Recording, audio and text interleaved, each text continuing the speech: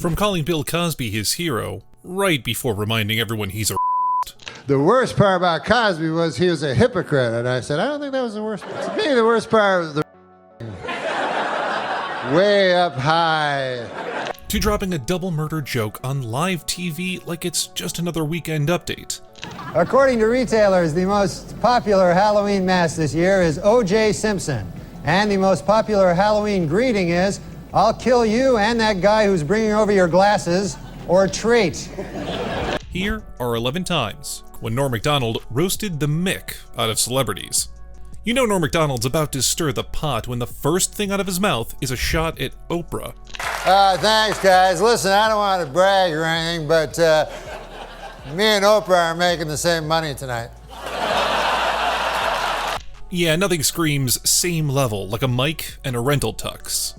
But he wasn't done. A few seconds later, he casually drags Dave and Oprah again. This time for bonding over weed and booze like it's a sleepover. The show has loosened up considerably. I noticed I was watching Oprah and Dave talking about weed and booze. I don't do either of those. The hardest drug I ever did, LSD. Norm, completely sober. Unless you count the LSD, which he definitely does.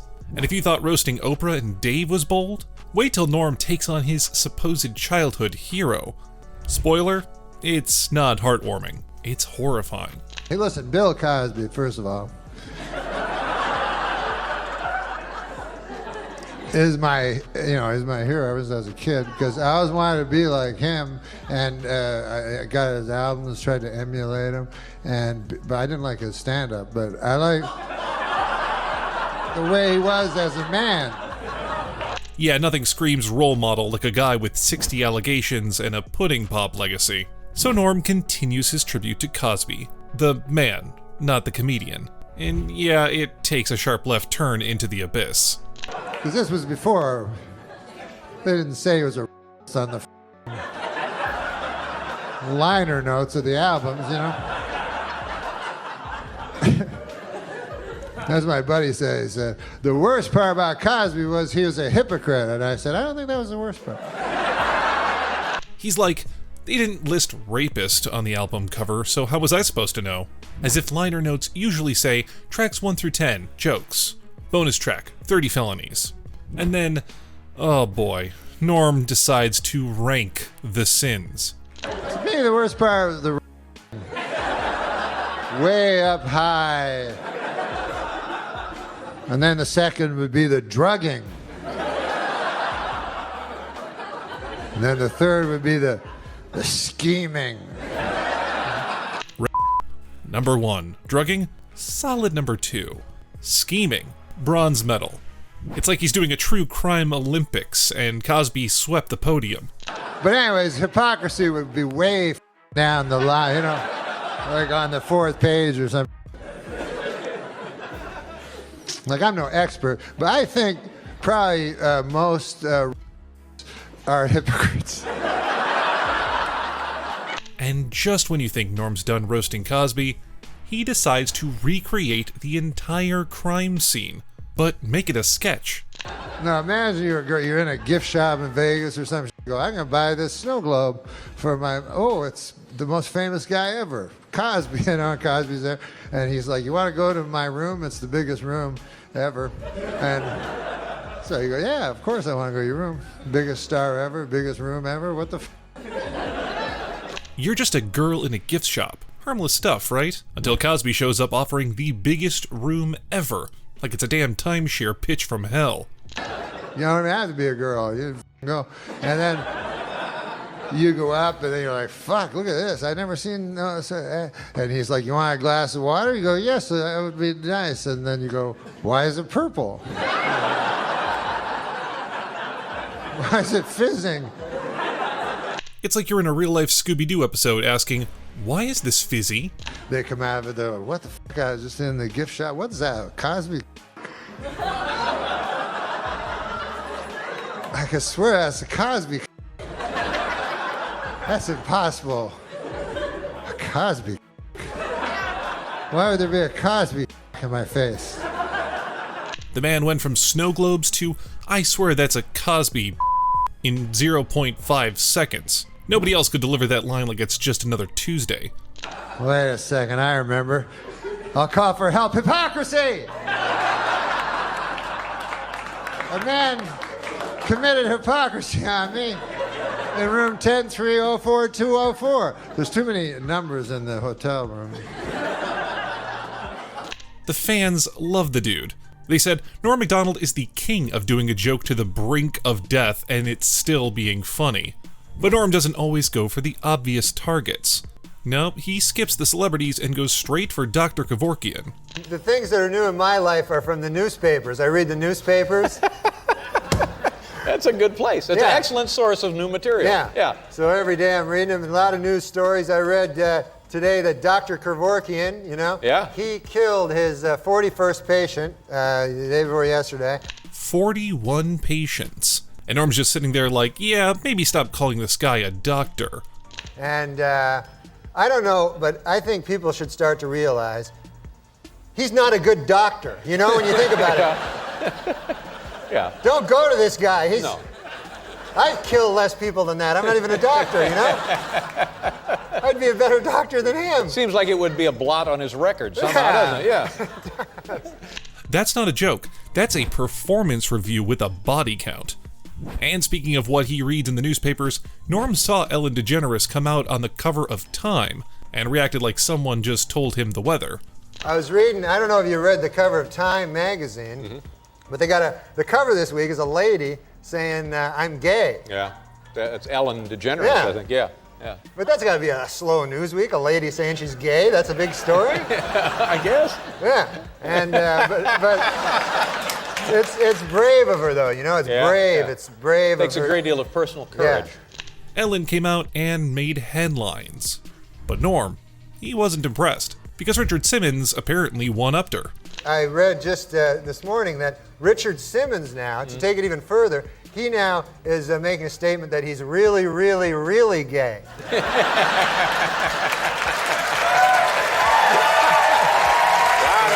That's news. Yeah. To me, that ought to be on the cover. Yeah, he got burned. According to Norm, Simmons didn't just come out. He came out with emphasis. Really, really, really gay. It's like Norm took a stereotype, ran it through a blender, and served it with a straight face. Up next on his hit list was Sarah Silverman. Norm, thanks for dressing up. Hey, Sarah, listen, man. Congratulations. That's the 100th time that joke's been done tonight.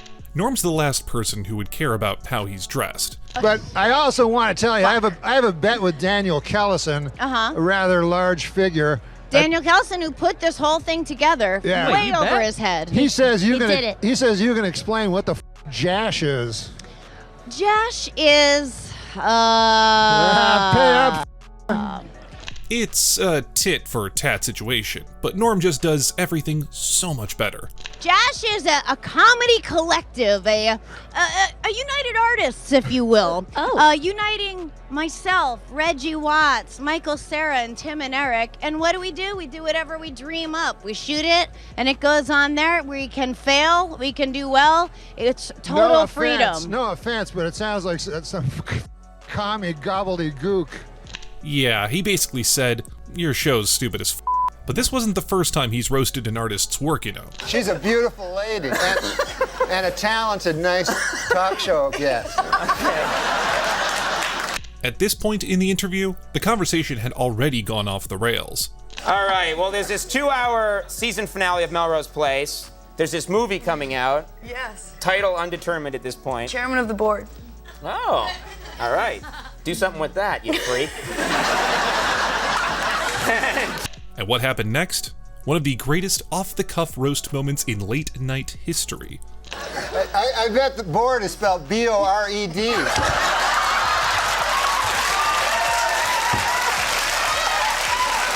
By the end, Courtney wasn't even defending the movie. Norm had already delivered its most accurate review. And Norm is so brutal that not even his friends are safe from him. But only one can win. Will it be David Letterman, whom this prestigious award was seemingly created to honor? A man whose gifts to the world of comedy rival even Twain himself Or will it be Dikembe Mutombo? Norm was supposed to honor David Letterman at the Mark Twain Prize, so naturally he opened up by comparing him to Dikembe Mutombo. In the pantheon of comedy, the idea that David Letterman and Dikembe Mutombo would even reside in the same sentence is preposterous. I mean, Mr. Letterman reinvented the late night talk show. Mr. Letterman deconstructed television itself. But Norm still has a point to make, so he keeps on going. Mr. Mutombo blocked basketball shots. I mean, am I missing something here? I'll say it plain. Mark Twain was a humorist. David Letterman is a humorist. Sure, Dikembe Mutombo was the NBA's greatest defensive player, but since when did this qualify as comedy? Seriously, is he ever going to stop? Does he not realize how absurd it sounds? I mean, I keep waiting for somebody to come out here and tell me this is all some sort of joke. I saw a wild look of alarm scan your eyes. Well, I hope I have made my case.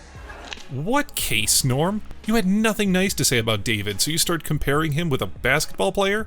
The man turned a tribute speech into a pickup game. And he was just as ruthless on the Comedy Central roast.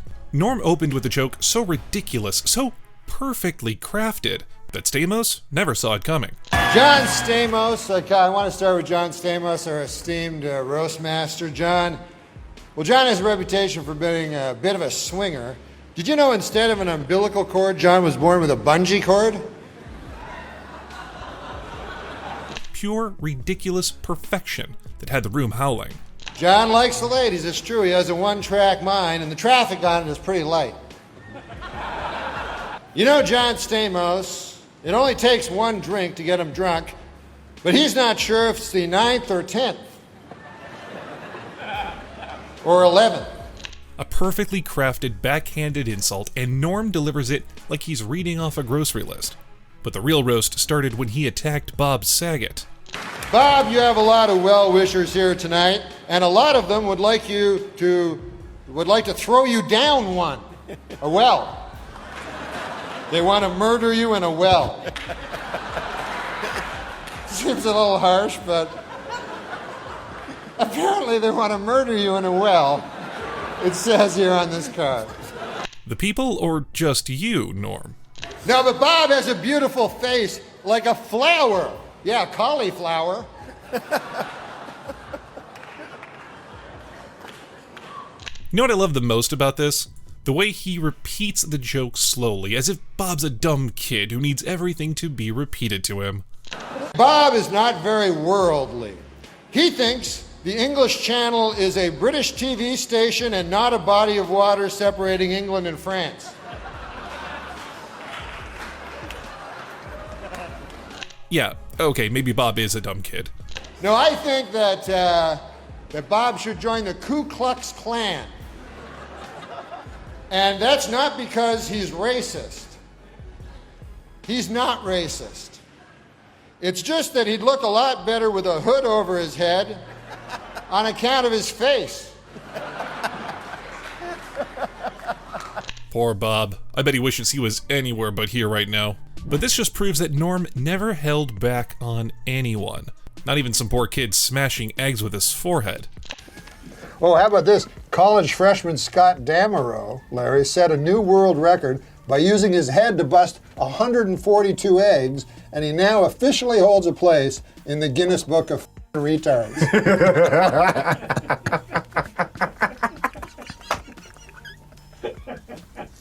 You know a guy's committed to the roast when he calls kids retards and gets kicked off SNL for refusing to stop dragging O.J. Simpson. Norm didn't just roast O.J., he slow-cooked him, served him cold, and came back for seconds. Potential jurors for the O.J. Simpson case were asked to fill out a 75-page jury questionnaire this week. In the entire state of California, only one person got a perfect score. Chow Ming Wu, who after the trial plans to attend Caltech. He starts off soft, with a joke about jury questionnaires and a fake math genius named Chow Ming Wu, which, knowing Norm, probably scored higher than half the actual jury. By the way, you can now purchase a bronze statue of the Juice for only $3,395. And for an even $5,000, you can buy one that Al Cowlings has kissed the ass of. Then he pivots to OJ's bronze statue, because nothing says definitely not guilty like having your best friend kiss your metal butt for $5,000. O.J. Simpson's new fitness video was released this week, and hitting the shelves next week, Simpson's newest video, Dorf on Stalking.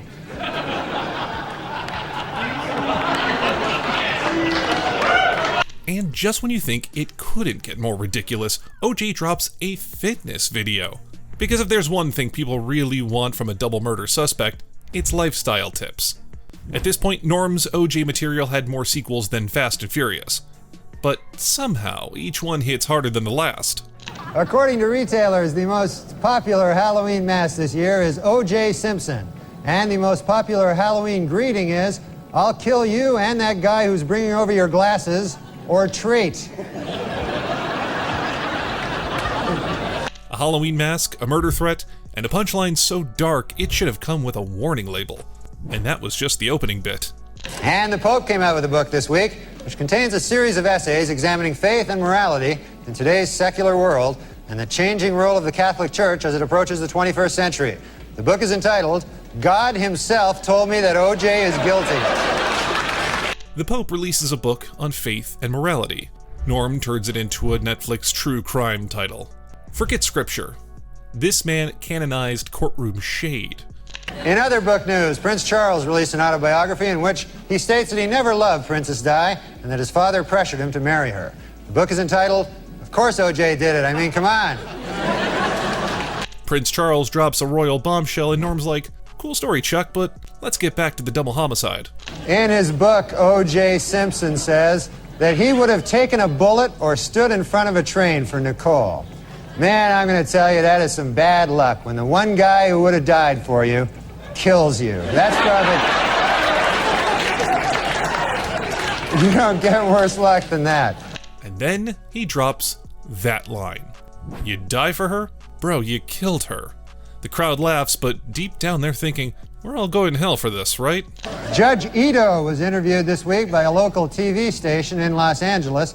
Asked by the interviewer if it was appropriate for a supposedly impartial judge to be on TV with his case still pending, Ito said, "Maybe not, but how appropriate is it to kill your ex-wife?"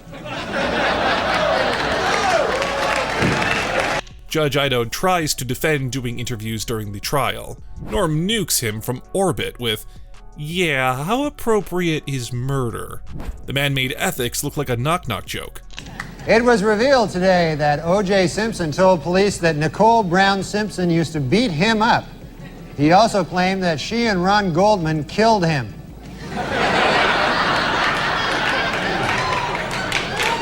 Now, O.J.'s saying Nicole beat him up. At this point, he's throwing out plot twist like it's Days of Our Lives Homicide Edition. O.J. Simpson's lawyers have decided to skip hearings on DNA evidence and go right to trial.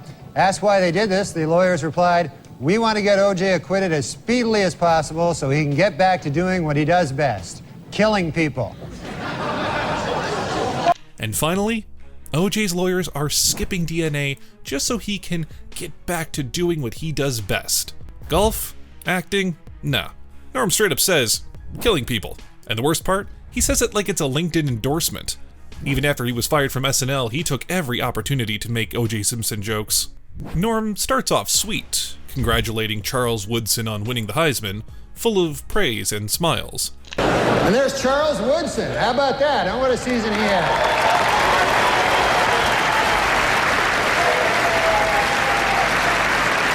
Great, man. He became the first defensive player to win the Heisman Trophy. And congratulations, Charles. That is something that no one can ever take away from you. Then, out of nowhere, knife to the vibe. Unless you kill your wife and a waiter, in which case... all bets are off. Just a word of advice. That wasn't a joke, that was a drive-by with a mic. It just showed he never learned his lesson. And no wonder he was fired, because his jokes were pretty dark. I mean, some of these had a body count. Our top story tonight, this week in the O.J. Simpson trial. After grisly photos of the murdered Nicole Brown Simpson were shown in court, O.J. turned his head away and wept. It was at that moment that he realized he would never be able to kill her again.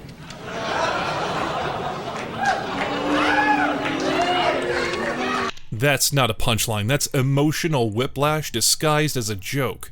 It's like watching someone deflate a courtroom with a single sentence. And just when you think it couldn't get colder. F. Lee Bailey said this week that if the defense only knew what Ron Goldman's last words were, they might be able to find the real killer. You know, if you ask me, Goldman's last words were probably, hey, you're O.J. Simpson. Short, brutal, and hits harder than anything in the actual trial. Norm didn't need a setup. Just 6 words and a death stare. And if you like this video of Norm roasting celebrities, you're going to love this next one on your screen.